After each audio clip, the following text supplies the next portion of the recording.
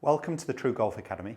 You've joined me, Jon Watts, today in my swing studio, and today's video is going to be about, does it matter where my eyes focus? So again, it's a question I have had quite a few times before, and I would say the majority of amateur golfers get really hung up on, of course, keeping their head down. And I'm not going to go too much into that apart from saying it's a bad thing. But what I'm going to talk about is, should your eyes be focusing on a certain part of the golf ball? Would that make any difference to my path, my angle of attack, my strike position? So I have had some success with this before. I'd say the majority of amateur golfers struggle with an out to in over the top slice, and we know the club is actually moving across the golf ball slightly this way. Effectively, we're almost catching the outside of the ball first as the club moves inwards. So what can help when players are getting this is actually putting a dot on the golf ball and putting that more on the inside edge. So you'd put it on the back inside edge of the ball, and that's where your eyes would focus. And it could help me think about the fact that my club is actually traveling on a more in to out path to be able to strike this side of the golf ball. So you can use, especially of course on the tee box, when you can line up the golf ball yourself, you can use a spot to help change path. Alternatively, if I was trying to fade it, maybe I'd put more the dot or line it up so the dot was on the outside edge of the ball to encourage me to be focused on that part that I'm striking across it. What I would say to you is you'll never see the club hit the golf ball. So although our focus can be on a specific spot on the ball, on the backswing, and in the transition at the start of the downswing, by the time we get to here, we just don't know. And what we see with a lot of elite golfers is actually by the time they hit the golf ball, their head hasn't gone up and down too much, but their eyes are definitely starting to turn towards the target. What difference does that make? Well, if my eyes are turning towards the target, I can rotate my chest open more, I can rotate my hips open more. So if I kept my head down, I can only really create sort of 20 degrees of shoulder turn. If I allow my eyes to rotate, I can suddenly now turn my shoulders double, maybe triple that value. So I can start to create more rotation by allowing my eyes to turn. So whichever part of the ball you are looking at, I always want you to think about watch the ball rather than keep your head down.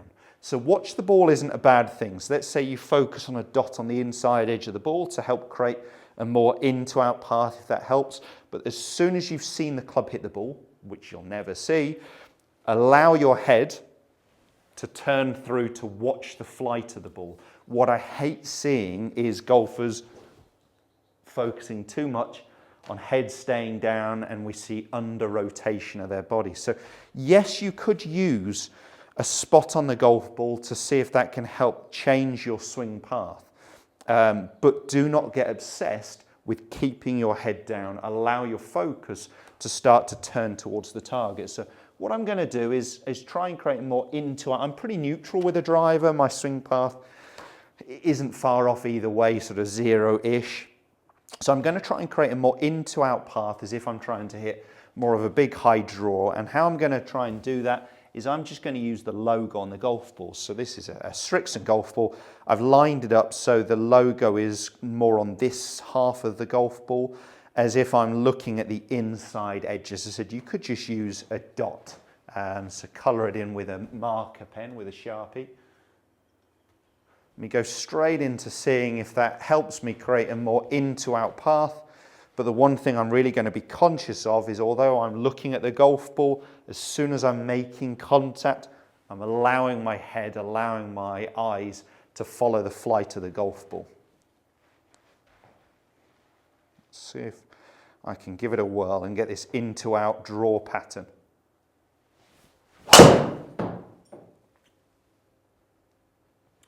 So the ball started right of target, bent left, it's finished a little bit too far left of target, but I'm hoping I get an in to out path, and I definitely tried to get the feeling of allowing my head to follow the flight.